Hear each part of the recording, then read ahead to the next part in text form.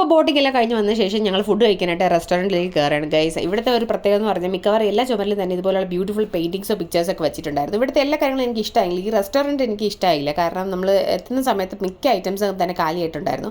കൂടുതലായിട്ട് നമ്മൾ വീട്ടിലുണ്ടാക്കുന്ന ചോറ്, അവിയൽ, പുളിശ്ശേരി പോലുള്ള സാധനങ്ങളൊക്കെ ആയിരുന്നു. പിന്നെ വന്നിട്ട് പറാത്ത, ചപ്പാത്തി, ചിക്കൻ കറി, ഫിഷ് കറിയൊക്കെ ആയിരുന്നു. മിക്കതും തന്നെ തീർന്നിട്ടുണ്ടായിരുന്നു. ചോദിക്കുന്ന മാത്രം അവർ കൊണ്ട് റീഫിൽ ചെയ്യുന്നുണ്ടായിരുന്നു. പിന്നെ ഇത് വന്നിട്ട് സ്വീറ്റ്സിൻ്റെ സെക്ഷനാണ്. അതുമൊക്കെ ഏതാണ്ടൊക്കെ കാലിയായി. പിന്നെ ഞാൻ കിട്ടിയതൊക്കെ വെച്ച് അഡ്ജസ്റ്റ് ചെയ്ത് ഇത്രയും സാധനങ്ങളൊക്കെ എടുത്ത് കഴിച്ചിട്ടുണ്ടായിരുന്നു.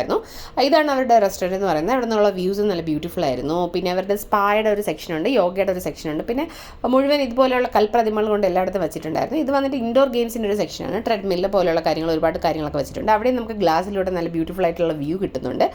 പിന്നെ ഈ സൈഡിൽ വന്നിട്ട് ഞങ്ങൾ കളിച്ചത് ടേബിൾ ടെന്നീസും, സ്നേക്ക് ആൻഡ് ലാഡർ, ക്യാരംസ് പോലെയുള്ള കാര്യങ്ങളൊക്കെ ഉണ്ടായിരുന്നു. അതൊക്കെ നല്ല രസമായിരുന്നു കളിക്കാനായിട്ട്. പിന്നെ ഈ സൈഡിൽ കാണുന്നത് അവരുടെ സ്വിമ്മിംഗ് പൂളാണ്. അതിനുശേഷം ഞങ്ങൾ ചായയും കടിയൊക്കെ കഴിച്ചിട്ട് ഏതാണ്ട് 6 മണിയോട് കൂടി വീട്ടിലേക്ക് വിട്ടു ഗൈസ്. ബൈ.